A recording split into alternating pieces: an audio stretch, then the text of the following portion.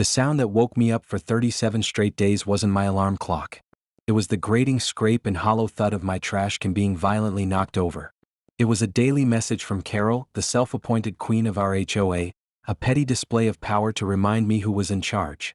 She thought her little ritual was breaking me, a constant, annoying reminder of her control. But she was wrong.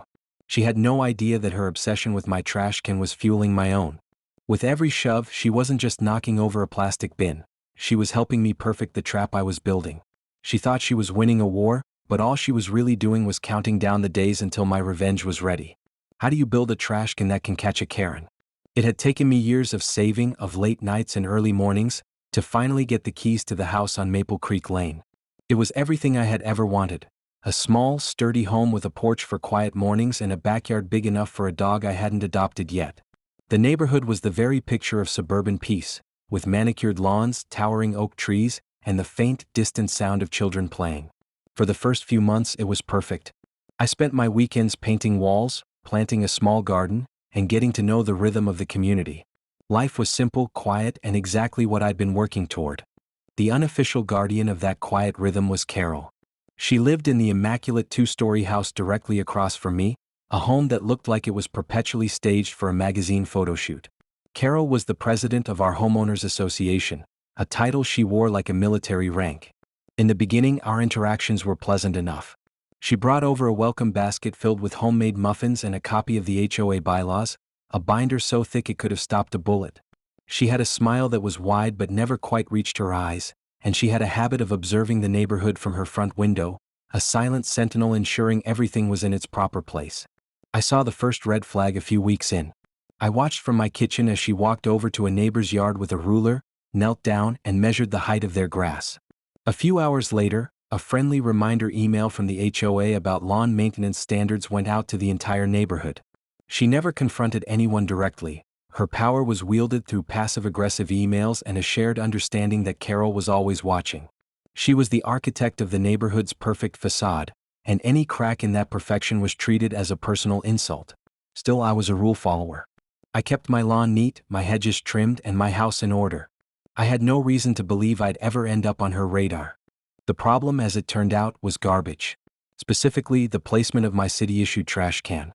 Our city sanitation department had a simple rule: place your bins at the edge of your property within a foot of the street for the automated trucks to pick them up.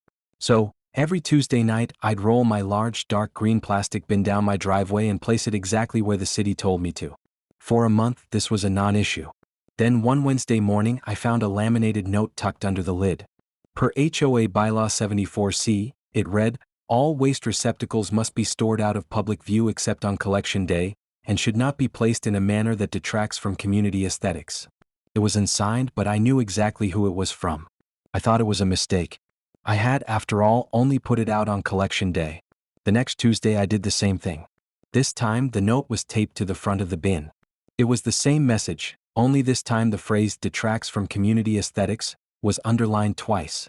This was the moment I should have understood what was happening, but I was still naive. I believed in reason. I walked across the street, knocked on Carol's door, and politely explained that I was just following the city's rules for the garbage truck. She listened with that same wide, empty smile. "The HOA's bylaws are in place to protect our property values," she said calmly. "I'm sure you can find a more sightly placement." She suggested I leave the bin at the top of my driveway near my garage. I explained that the truck couldn't reach it there. Her smile tightened.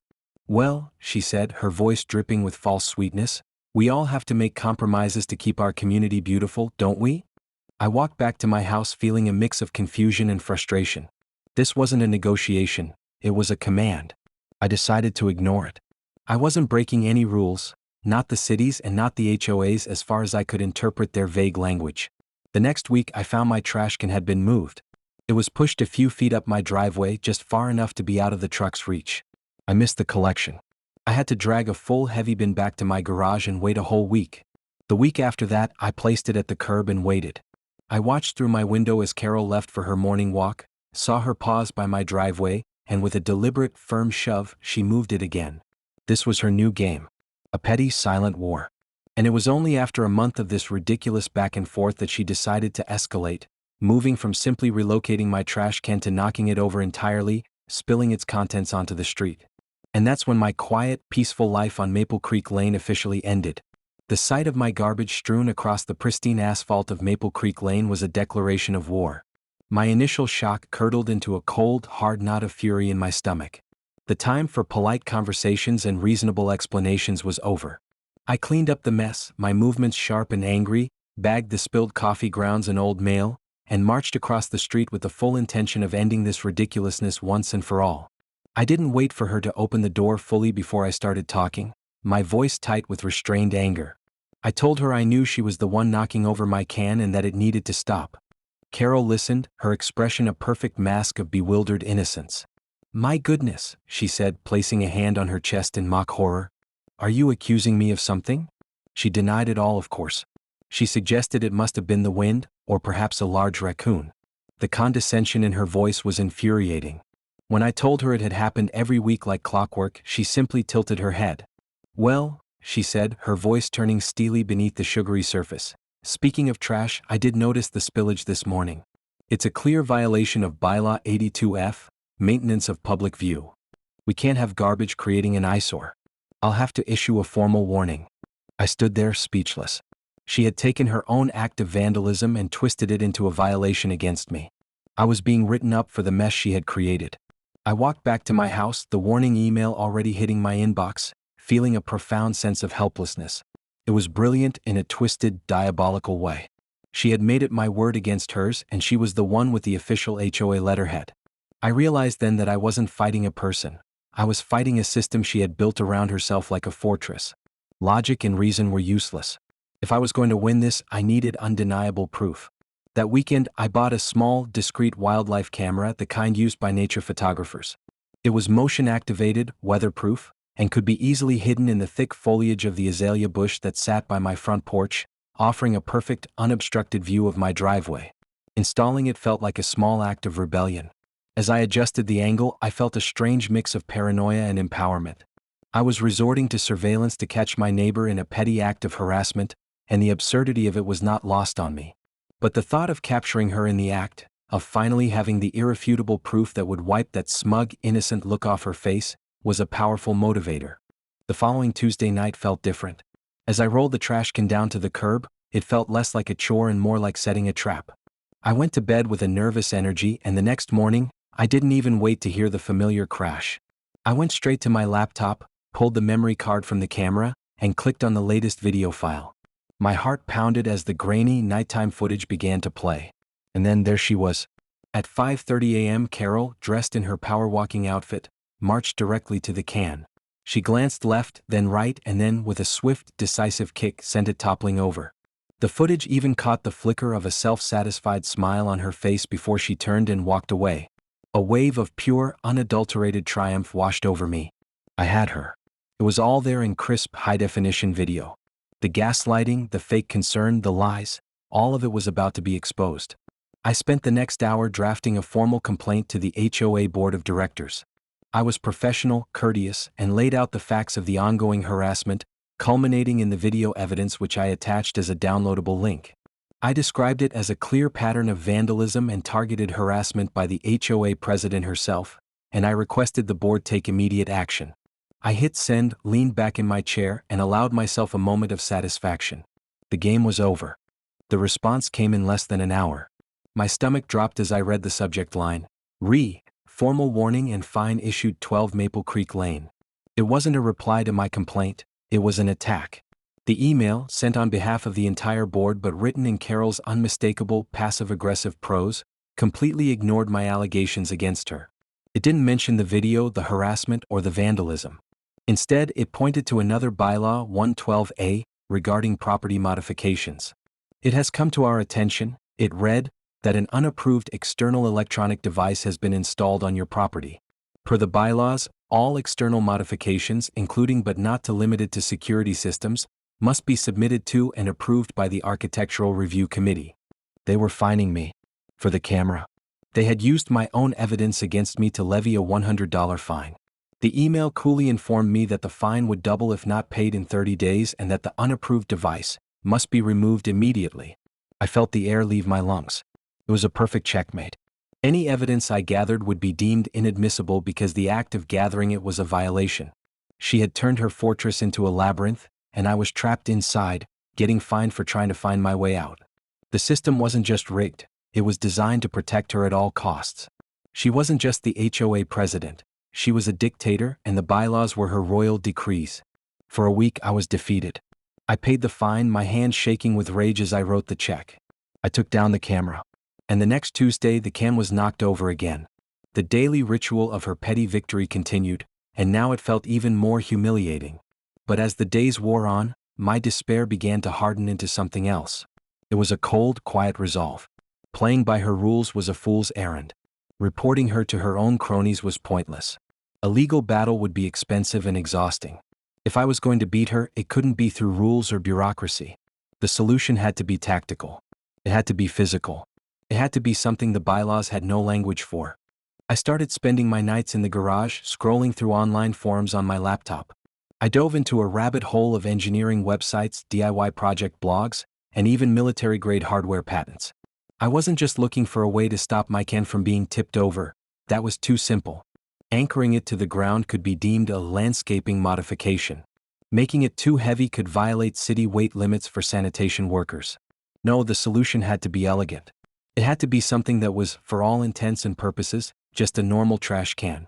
It couldn't break any rules, but it had to deliver a consequence. It had to be a silent, automated form of justice. And then late one night I found it. It was a concept from an old physics demonstration, a principle of mechanics so simple and so brilliant that I couldn't believe it. It was a way to redirect kinetic energy, to turn a push into a pull, to make an object react to aggression in a completely unexpected way.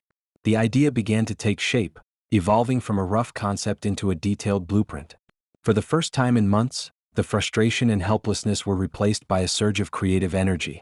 The war of HOA notices and petty complaints was over. I was no longer a victim reacting to her attacks. I was a builder and inventor. I stood in my garage, surrounded by tools and raw materials, a detailed schematic sketched out on my workbench. The engineering phase of my revenge had just begun. The garage became my sanctuary and my laboratory. For 3 weeks, I worked under the dim light of a single overhead bulb, surrounded by the smell of sawdust and metal. The project consumed me. It was the first thing I thought about when I woke up and the last blueprint I stared at before I fell into an exhausted sleep. I started with a brand new city regulation trash can, identical to my old one. The first step was the base. I spent days meticulously fitting and securing interlocking steel plates into the bottom, adding nearly 80 pounds of weight. It was no longer just a plastic bin, it was an anchor. But weight alone wasn't enough. She was determined. The real genius was in the mechanism I built inside. Hidden beneath a false bottom, I installed a heavy-duty, spring-loaded hinge connected to the lid. This was attached to a simple tripwire system that ran to a gyroscopic switch I salvaged from an old drone. The theory was simple: the can could be moved, rolled, and handled normally. But if it was tipped past a 20-degree angle with enough force, the exact angle of a person deliberately trying to knock it over, the gyroscope would trigger the switch. The switch, in turn, would release the tension on the springs, and the lid would fly open with incredible force. But the final, crucial element, the part that was born from my deepest frustration, was the payload. Taped securely to the underside of the lid, I mounted 3 large, disposable piping bags used for cake decorating. I had filled them with a mixture of water, ultra-fine, non-toxic cosmetic-grade glitter, and a potent, water-soluble bright pink craft dye. It was a harmless, but visually spectacular, concoction. From the outside it was just a trash can. On the inside, it was a finely tuned instrument of humiliation. The following Tuesday night, my heart hammered against my ribs as I rolled my creation down the driveway. It felt heavier, more solid. It was a Trojan horse sitting innocently at the edge of my property. My wildlife camera was long gone, but I had a new vantage point. A small webcam perched on the windowsill of my second-story office, looking directly down on the scene. It was inside my house, completely invisible from the street, and in full compliance with every bylaw in Carol's sacred binder. I didn't sleep that night. I sat in the dark, the live feed glowing on my laptop screen, a pot of coffee brewing beside me. The hours crawled by. 4 a.m. 5 a.m. The sky began to lighten from black to a deep indigo. And then at 5:28 a.m. a figure appeared. Carol, in her pristine, all-white jogging suit, rounded the corner. She was a ghost of perfect suburban order. My breath caught in my throat. This was it. The culmination of months of harassment and weeks of secret, meticulous work. She approached my driveway, her pace not slowing. She glanced at the can.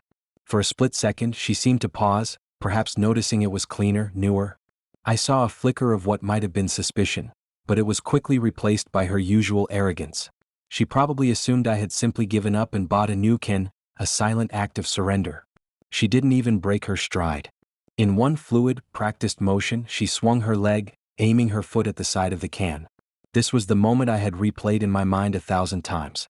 The footage on my screen seemed to slow down. I saw her expensive white sneaker make contact. I saw the can begin to tilt, pushed past the 20-degree threshold. I saw the mechanism trip.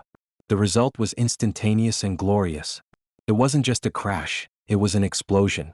The lid didn't just open, it launched itself upward with a sound like a gunshot, and the 3 bags of pink liquid detonated, atomizing into a massive, glittering cloud. For a beautiful, surreal moment, Carol was enveloped in a pink, sparkling mist, like a character in a fairy tale. And then the mist settled and reality crashed back in. She was drenched head to toe in a sticky, vibrant, neon pink goo. It dripped from her hair, her face, and soaked through her immaculate white outfit, staining it in grotesque, running patterns. The force of the blast had even splattered the sidewalk and the street around her in a wide, glittering circle. She stood frozen for a full 3 seconds, her mind clearly unable to process what had just happened.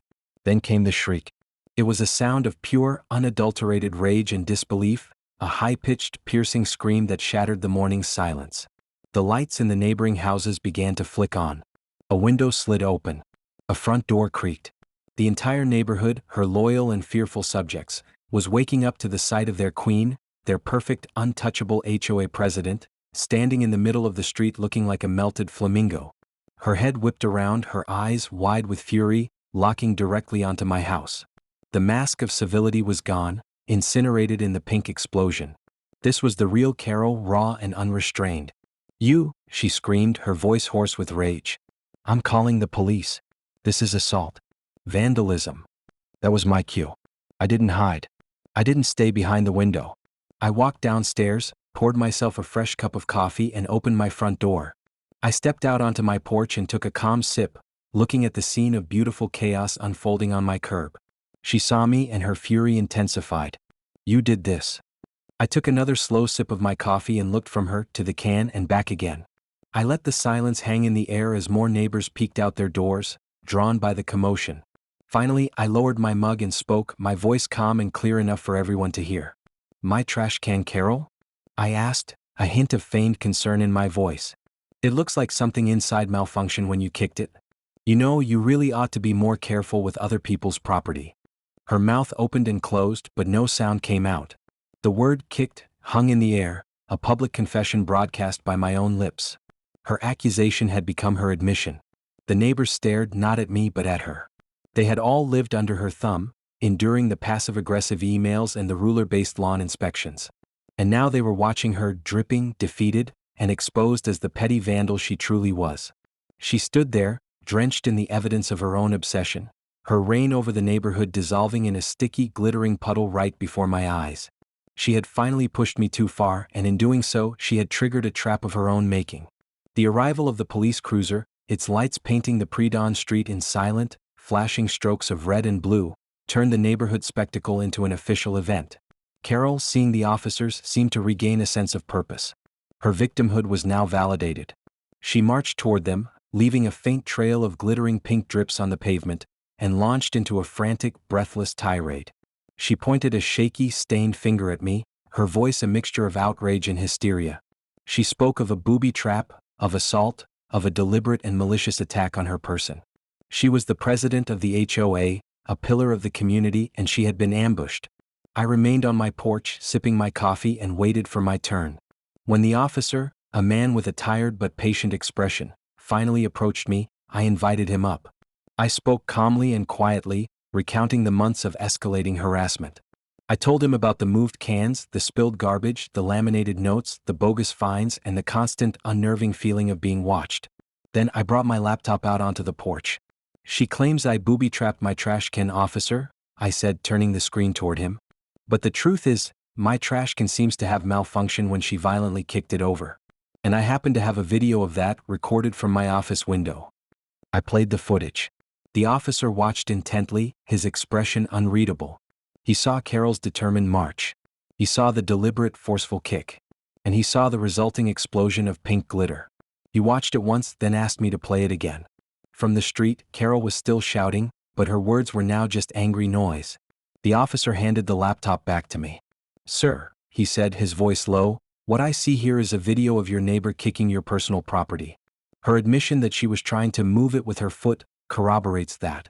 What happens with a faulty lid on your own trash can is a civil matter. Frankly, it's not a police matter at all." He walked back over to Carol and spoke to her in a tone that was no longer patient. I couldn't hear every word, but I caught phrases like destruction of property, disturbing the peace, and filing a false report. The officer's final words, however, were crystal clear, delivered as he gestured to the entire gawking neighborhood. "Ma'am, I suggest you go inside and get cleaned up. And I'd strongly advise you to leave this man and his property alone from now on." The cruiser pulled away, taking with it the last shred of Carol's authority. She stood there for a moment, dripping and defeated, her eyes darting from one neighbor's window to the next. The audience she had so carefully cultivated was now witnessing her ultimate humiliation. Without another word, she turned and made the slow, squelching walk of shame back to her perfect house.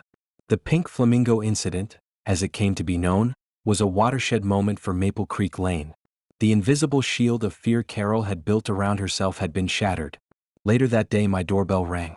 It was my next-door neighbor, a quiet man I'd only ever exchanged polite waves with. He was holding a six-pack of beer. "I just wanted to say thank you," he said with a wide grin. "She once tried to find me because my garden hose wasn't coiled in a perfect circle." That opened the floodgates. For the rest of the week, people stopped by, sharing their own stories of Carol's reign of terror. The fines for holiday decorations left up a day too long, the demands to repaint a front door because the shade of beige was a half-tone too aggressive, the passive-aggressive emails about the alignment of parked cars. I learned I hadn't been her only target. I was just the first one to effectively fight back. An emergency meeting of the HOA board was called that weekend. I attended, armed with a copy of the bylaws and a folder documenting every interaction I'd had with Carol. She was there, scrubbed clean but still visibly shaken, her face a hard mask of defiance. She tried to take control, launching into a speech about maintaining community standards and protecting residents from unstable and dangerous individuals. She formally proposed I be fined for the vandalism to the street and be forced to dispose of my hazardous trash can. When it was my turn to speak, I didn't raise my voice. I simply laid out the facts. I presented the timeline of harassment. I explained that the mess on the street was a direct result of the HOA president's actions, for which I had video proof. I pointed out that there was no bylaw governing the internal mechanics of a waste receptacle. And then I posed a question to the other board members.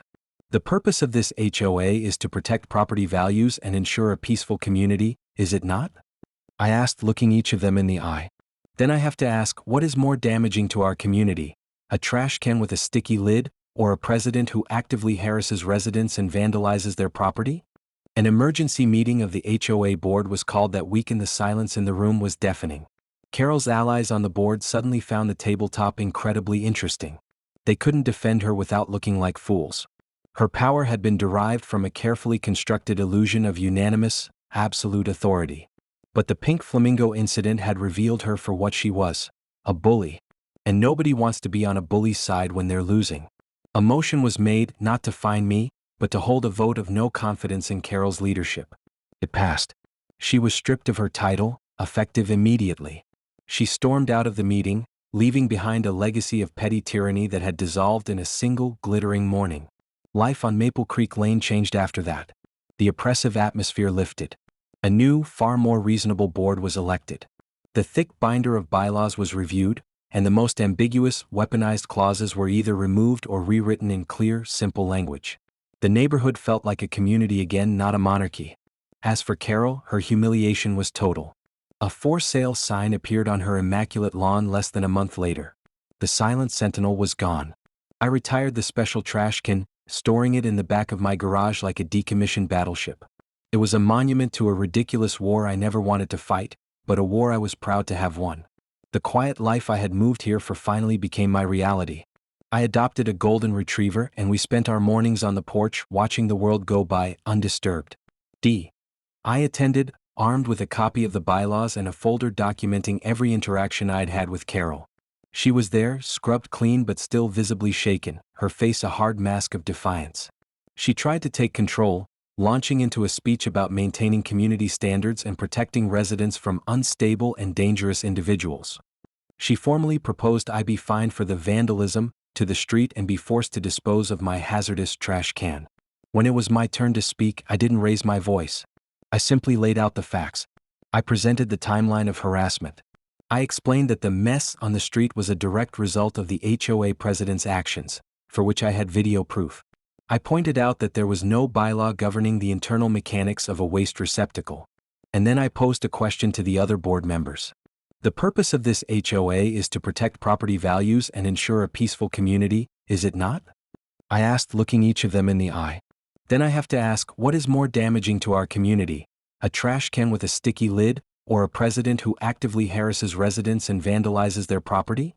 Looking back, the whole affair was never really about a trash can. It was about control. It was about a person who confused power with purpose and rules with righteousness. What I learned is that you can't reason with unreasonable people. You can't win a game that's rigged against you by playing by the established rules. Sometimes, the only way to deal with a bully who hides behind a rulebook is to create a situation so absurd, so completely outside their playbook, that their power structure simply collapses under the weight of its own ridiculousness. You can fight paperwork with paperwork and you can fight threats with lawyers, but sometimes, the most effective weapon against petty tyranny is a little bit of ingenuity, a lot of patience, and a whole lot of bright pink glitter.